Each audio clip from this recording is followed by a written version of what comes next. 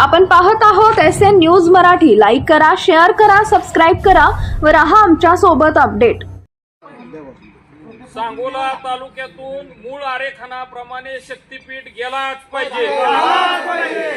मूळ आरेखनात बदल झाला नाही पाहिजे. शक्तीपीठ सांगोला तालुक्यातून गेलाच पाहिजे. सांगोला तालुक्याचं आराध्य दैवत अंबाबाईचं दर्शन घेऊन शक्तीपीठ महामार्ग झालाच पाहिजे.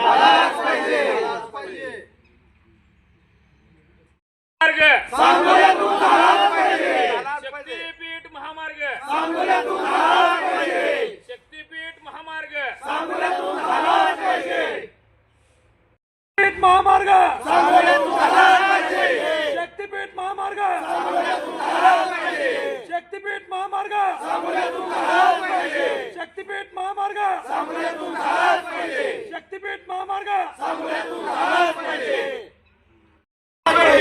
शक्तीपीठ महामार्ग, शक्तीपीठ महामार्ग, शक्तीपीठ महामार्ग, शक्तीपीठ महामार्ग,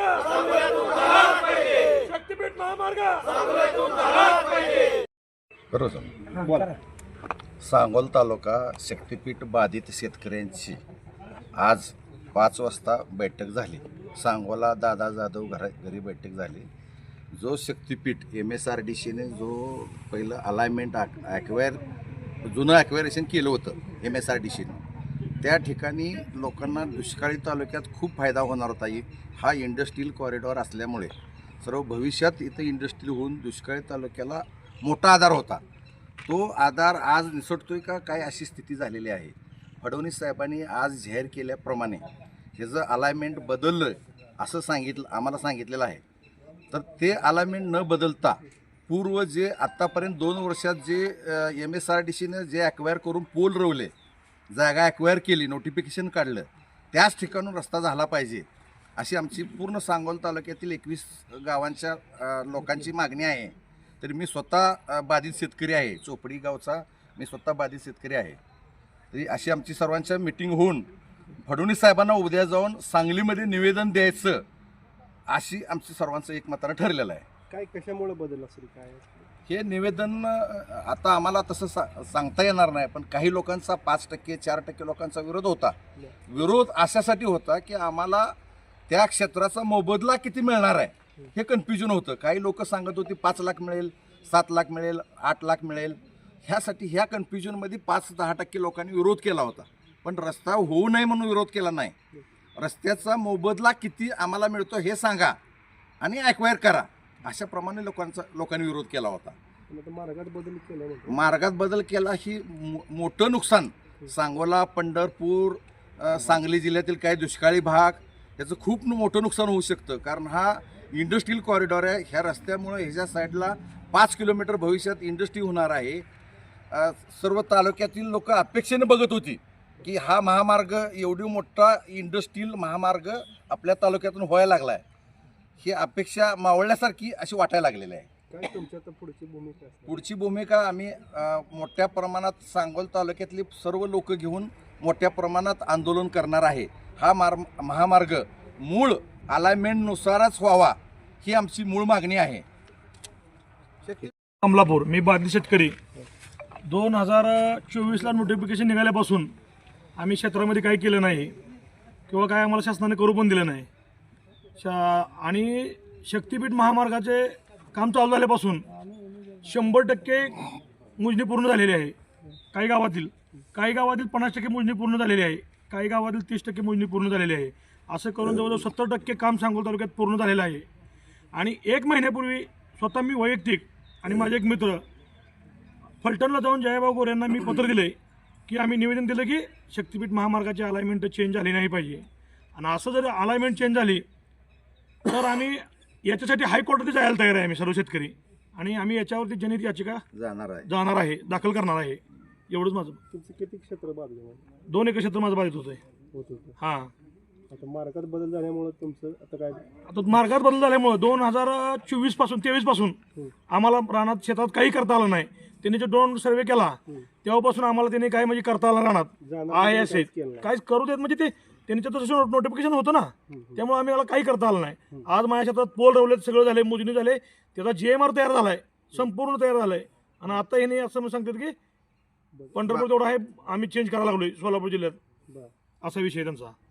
ठीक आहे. मग आता काय तुमची मागणी काय? महामार्गात बदल झालाच नाही पाहिजे. बरं. पहिली जी जुनी अलाइनमेंट आहे, जे सीमानेकर जसे पोल रवलेत ते फायनल झाले पाहिजे आणि तेच राहिली पाहिजे. असं झालं तर आम्ही आत्मदानाचा इशारा सरकारला देऊ आणि सरकारला हे परवडणारही नाही. दत्ता चव्हाण असून मी चिंचोली गावचा रहिवासी आहे. तरी माझं स्वतः क्षेत्रसुद्धा ह्या शक्तिपीठ महामार्गात बाधित झालेलं आहे. काही लोकांनी आता मी रोज आता ह्या 2023 पासून ह्या शक्तिपीठ महामार्गाच्या शेतकऱ्याशी आणि पूर्ण अधिकारी संपर्कात आहे. आमची संपूर्ण टीमच, म्हणजे जे काय आम्ही बाधित आहे ते. काही लोकांनी स्वतःची राजकीय पोळी भाजवण्यासाठी विरोध दर्शवला किंवा वरती विरोध त्यांच्या आर्थिक बळावर त्यांनी रोज पत्रकार परिषद रोज असं दाखवून वर असं बसवलं की विरोध आहे. पण ग्राउंड लेवलला बघितलं तर कुठेही विरोध नाही. आम्ही पंचायत समितीत ज्यावेळी पूर्ण तहसीलदार पूर्ण सरकारी अधिकारी होते त्यावेळी सुद्धा त्यांना आम्ही पटवून दिलं होतं की आमचा ग्राउंड लेवलला ह्या महामार्गासाठी कुठलाही विरोध नाही. कारण या महामार्गामुळं अक्षरशः पूर्ण तालुक्याचं भविष्य सोबत पूर्ण जिथून हा महामार्ग जाणार आहे तिथल्या सर्व भागाचा विकास होणार आहे. त्यामुळे येथील शेतकरी हुशार असल्यामुळं कोणाहीचाही या महामार्गाला कसलाही विरोध नाही. त्यामुळं आणि आत्ता आज दिलेल्या विधानसभेतल्या भाषणानुसार CM साहेबांनी असं म्हटलं की हा महामार्ग वळवण्याचं असं काय त्यांचं नियोजन आहे. तर त्यावरून आम्हाला असं सांगायचं आहे की हा महामार्ग ज्या पद्धतीनं जुन्या आरेखनानुसार झाला आहे तसाच हा महामार्ग झाला तर आमचा पूर्ण पाठिंबा राहील. अन्यथा आम्ही या निर्णयाविरोधात आत्मदहनाचा इशारा देत असून आम्ही 8 ते 10 शेतकरी मंत्रालयासमोर जाऊन आत्मदहन करणार आहे. तरच आम्ही गप्प बसणार आहे. कारण हा महामार्ग इथून गेला तर हा सांगोला तालुका हा स्वातंत्र्य काळापासून दुष्काळी भागात मोडतोय. जर हा महामार्ग गेला तर इंडस्ट्री होतील आजूबाजूला, सोबत जे बेरोजगार लोक आहेत त्यांना कामं मिळतील. त्यामुळे हा महामार्ग हा इथनं झालाच पाहिजे यासाठी आम्ही आज सर्व शेतकरी एकत्र जमलो आहोत आणि याच्यावर आज आम्ही मिटिंग घेऊन पुढची आमची नियोजनाची दिशा ठरवणार आहोत. काही लोक म्हणतात की आमचे शेतकरी समितीने विरोध दर्शवला. काय शेतकरी समिती नसते, काय नसते, समिती ती दोघं असते, हेच विरोध दर्शवलं म्हणून पेपरला पण देते ते. असं खाली ग्राउंड लेवलला काही नसते. तुम्ही वाटलं तर सरकारी 4 अधिकारी पाठवून समोर शेतकऱ्यांची भेटीगाठी घ्या. कुणाचाही कसलाही विरोध ह्या महामार्गाला नाही. खोटी माहितीपासून सरळ हा महामार्ग राजकीय पोळी बाजण्यासाठी येथील लोकांनी आणि येथील 4 लोक धरून हा महामार्ग बाहेरून न्यायचा सरकारचा काही लोकांचा डाव आहे. तर तो डाव आम्ही चालू देणार नाही.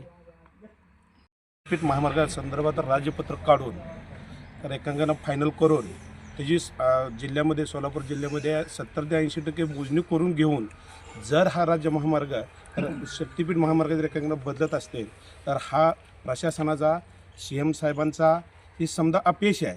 कारण इथं जनता तयार असून जर सर्व म्हणजे शेतकरी बाधित शेतकरी तयार असून 1-2-4 लोकांसाठी जर हा विरोध म्हणत असतील तर हा प्रशासनाचा अपयश आहे आणि जनतेचं पण मोठं अपयश आहे. त्यामुळे जनता सोलापूर जिल्ह्यातल्या आत्मदहनास प्रवृत्त झालेली आहे. जर ह्याच्यावर नाही निर्णय झाला तर ह्याचं सडेतोड उत्तर प्रशासनाला इथली बाधित शेतकरी देण्यास तयार झालेले आहे.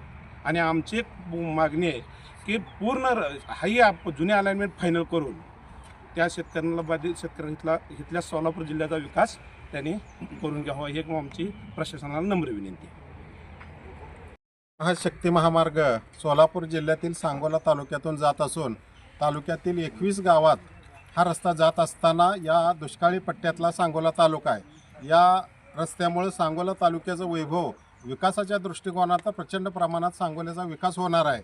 तर अशा विकास होणाऱ्या रस्त्यापासून जर आज आपण रस्ता इथून बंद होणार आहे आणि दुसऱ्या बाजूने केला जाणार आहे ते सांगोला तालुक्याच्या दुष्काळी पट्ट्यासाठी अतिशय घातक आणि नुकसानीचं आहे. तर सांगोला तालुक्यासाठी प्रचंड प्रमाणात दुष्काळ असल्यामुळं या रस्त्यामुळं आपल्या सांगोला तालुक्यात असेल किंवा पुढं जत ही कवठेमंकाळ असेल अशा तालुक्यातून बार्शी मोहोळ असेल या तालुक्यातून सांगोला तालुक्यातून जात असलेल्या रस्त्याला विकासाच्या दृष्टिकोनातून प्रचंड प्रमाणात MIDC उभा राहतील. जाण्या येण्याचा प्रवास सुखकर होईल.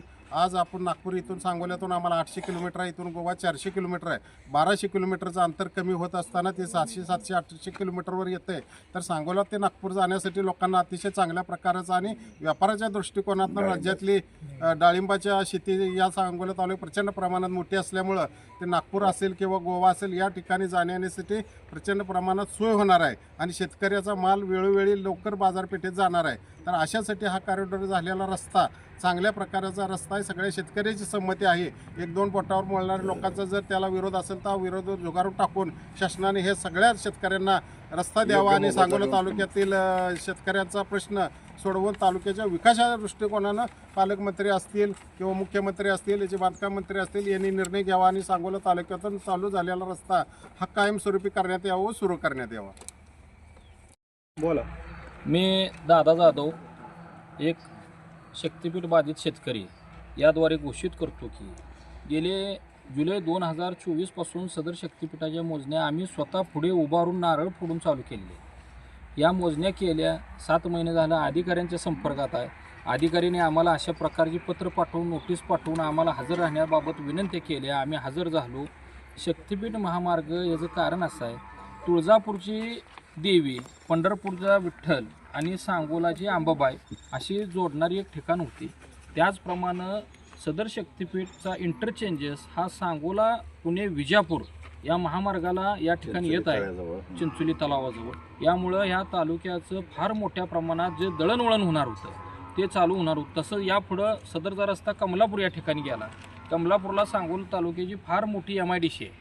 त्या MIDCचा चांगल्या प्रकारे वापर होणार होता.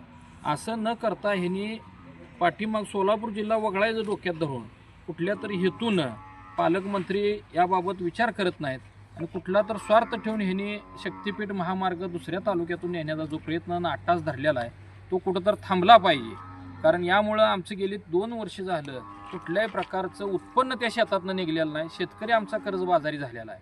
ह्यासाठी आम्ही उद्या फडणवीस साहेबांची सांगली या ठिकाणी जाऊन भेट घेणार आहे. त्यांना आमचं मत, आमच्या भावना व्यक्त करणार आहे. सांगोला तालुका हा शक्तीपीठमध्ये आला पाहिजे याबाबत आम्ही आमचे नेते यांना भेटणार आहे. त्यांचे सगळं मार्गदर्शन घेऊन आम्ही पुढच्या वाटचाल करणार आहे.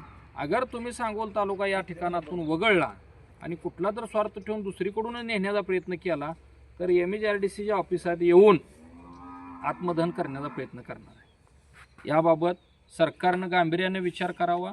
सांगोला तालुक्यातील सर्व बाधित शेतकरी असतील, किंबहुना काय 1-2 गावांचा विरोध असेल तोही डावलून आम्ही व्यवस्थित मार्ग काढलेला होता.